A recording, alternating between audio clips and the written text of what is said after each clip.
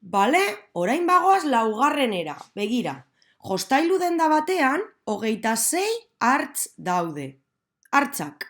Eta dendan, 15 hartz gutxiago daude, bale? Panpinak baino. 15 hartz gutxiago. Eta galdera bat da, zenbat panpina daude dendan? Eta bigarren galdera, zenbat hartz eta panpina daude guztira dendan? Beraz, zeri buruz hitz egiten du istorioak? Eman pauseri eta aztertu.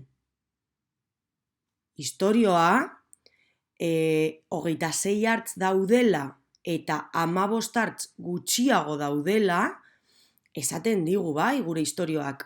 Eta gero bere galdera da, ea zenbat panpin dauden denda, eta azkenik zenbat hartz eta panpina guztira dauden. Beraz, bi ariketaz osatuta dago, bi galdera, bi ariketaz ziur. Zer da jakin bar duguna? Oraintxe bertan esan dugu, hemen dagoena bai, panpin kopurua eta bion artean zenbat dauden. Zer dago? Hartz edo panpina gutxiago? Hartzak edo panpina gutxiago? Horrela izan daitezke orduan barrak, berdinak, P esan nahi du panpina eta H hartzak, bai? Horrela izan daitezke? Pentsatu honetan, zer dago hartz edo panpina gutxiago? Nola konpondu dezakegu hau guztia horrela baldin bada? Zein da luzeagoa, zein barra da luzeagoa? Panpinarena edo hartzarena? Pentsatu honetan, bai, eman pausori eta pentsatu. Begira, panpinarena, bai, esaten digulako 15 hartz gutxiago daudela. Beraz, ezin da hartzarena hau baino handiagoa izan, gutxiago bada, gutxiago izan behar da. Orain honetan fijatuko gara, bai?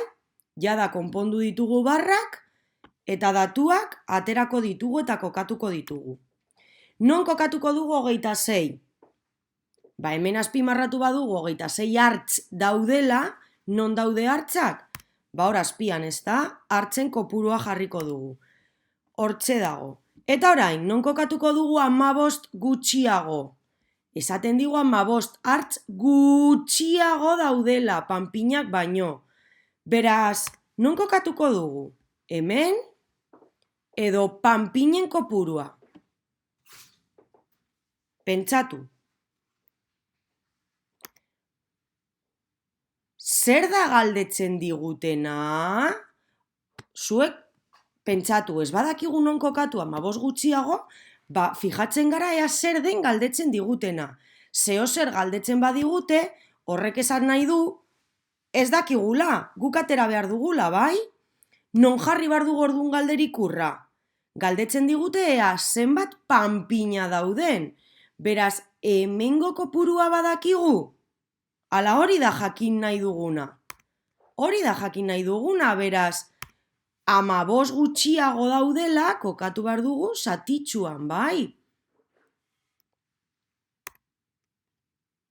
Eta orain, nola jakin dezaket zenbat panpin dauden? Nik bi datu haue badakizkit? Nik badakizkit hartzak, badakizkit zatitxu bat, panpinarena. Esan digula 15 gutxiago direla. Nik zati bat dakit, 26, eta beste zatia badakit ere, nik elkartzen baditut haue bi zati, ze zati emango dit? Batuketa bat da, bai? 26 hartz gehi 15 gutxiago zeudela, 41 zer? Panpin ados, beraz, orain fijatuko gara galderan, zenbat panpina daude dendan? 41 panpin. Erantzun diot galderari? Bai hori ze? Orduan, zenbat hartz eta panpina daude guztira dendan? Hau da galdera ados?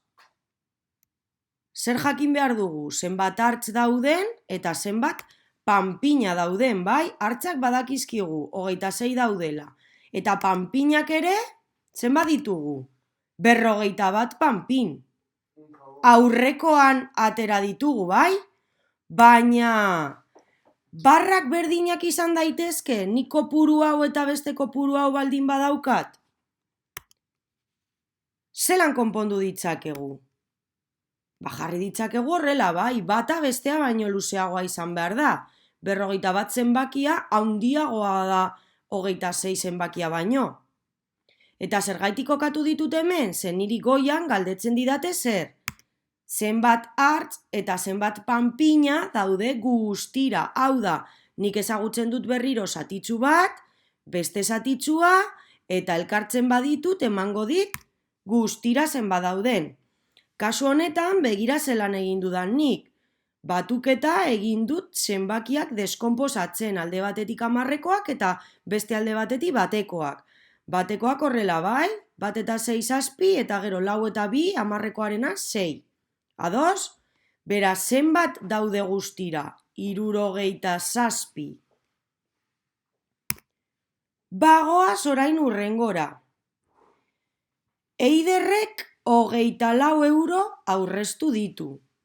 Edurnek 18 euro gehiago aurreztu ditu. Beraz, zenbat diru aurreztu dute bion artean? Hau da galdera, bai? Zeri buruz hitz egiten du istorioak? Eman pauseri eta pentsatu. Ez badakigu berriro irakurtzen dugu, bale? Esaten digu, Eiderrek aurreztu duela euro batzu, bai, aurreztu dituela, eta Edurnek aurreztu dituela gehiago. Hau da, Eiderrek batzuk bazituen, Edurnek ditu euro gehiago, aurreztu ditu gehiago. Eta gero galdetzen digu, begira, zenbat diru dauzkate bion artean. Orduan, nik hau jakiteko Eiderrek badaki zenbat dituen, bai? Atal hau, ondo, badakit, 24. Baina Edurnek dituena badakit? Hemen esaten dit, Edurnek 18 gehiago dituela. Ez dit esaten dauzkala 18. Nortzuk hartzen dute parte problema honetan? Hartzen dute parte nortzuk? Edurnek eta Eiderrek. Eta orain pentsatu behar dugu, nork aurreztu du gehiago? Eiderrek edo Edurnek? Eman pauseri eta berriro irakurri. Nork egin du gehiago? Nork aurreztu du gehiago? Begira, esaten digu hemen Edurnek 18 euro gehiago aurreztu dituela, beraz, nork aurreztu du gehiago? Edurnek, bai? Orduan barrak berdinak izan daitezke? Ez da? Begira, nola konpondu dezakegu hau? Begira, bata luzeagoa jarri dut bestea baino. Baina zein da luzeagoa? Eiderrena edo Edurnerena? Eman pauseri eta pentsatu. Niri esaten badit Edurnek 18 euro gehiago dituela, esan nahi du bere barra luzeagoa izan bar dela, ezta? Hori da. Orain horretan fijatuko gara eta hasiko gara datuak jartzen, bale? Galdera da, non kokatuko dut 24 hori? Esaten dit Eiderrek 24 euro aurreztu dituela, beraz, zein da Eiderren barra? Hauze, ez da? 24 euro. Eta orain, non kokatuko dugu 18 gehiago? Non? Edurneren zein zatitan? Hemen goian, Edurnek dituen euro guztiaren barran, edo zati bat bakarrik ezagutzen dugu? Edurneren euroak dira hoiek 18? Edo esaten digu 18 gehiago dituela, Eiderrek baino? Hori da, Eiderrek baino pizka bat gehiago, beraz, baditu Eiderren kopurua eta 18 gehiago.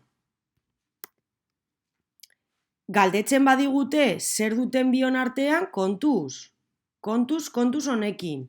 Non jarri behar dugu galderikurra? Momentuz? Non jarri behar dugu momentuz? Orgoian ez da? Guk ez dakigu Edurnek zenbat dituen. Beraz, egiteko lehenengo ariketa hau, Eider eta Edurnek bion artean jakin barko dugu zenbat dituen Edurnek. Ados? Zer informazio behar dugu galdera hori ateratzeko, esan dugu oraintxe bertan. Eta orain, fijatuko gara horretan, Eiderrek baino gehiago baditu. Eta nik, Eiderren zatia eta zenbat gehiago ezagutzen badut, hau da, bi zatiak ezagutzen baditut, ezin dut atera zenbat dituen Edurnek, zati hau ezaguna da niretzat, eta beste zati hau ere, zatia eta zatia ematen dit guztira. Ados, batuketa bat da. Eta batuketa honetan niri esaten dit 42 euro. Dituela Edurnek, bai? Baina kontuz, zer gertatzen da? Amaitu dugu problema? Amaitu dugu problema? Konprobatuko dugu? Nik 42 euro Edurnek dituela atera dut. Eta hemen galdera bat daukat. Bai, zer da galdetzen digutena? Zenbat diru aurreztu dute Eiderrek eta Edurnek, biak batera? Nik hemen atera dudana zer da? Bakarrik Edurnek aurreztu duen kopurua, 42 euro dituela. Nik badakit orduan zatitxu hau. Edurnek aurreztutakoa, baina Eiderrek aurreztutakoa? Zenbat zen, gure probleman esaten zigun, 24 zirela baietz. Hori da, egin beharrekoa. Eiderrena ezagutzen badut, eta Edurnerena ezagutzen badut, aurrekoa bezala, zati bat ezagutzen badut, eta beste zatia ezagutzen badut, nola jakin dezaket bion artean zenbat aurreztu duten? Batuketa bat egiten. Eta begira zer eman didan, 66 euro aurreztu dutela bion artean. Eskerrik asko, txikos!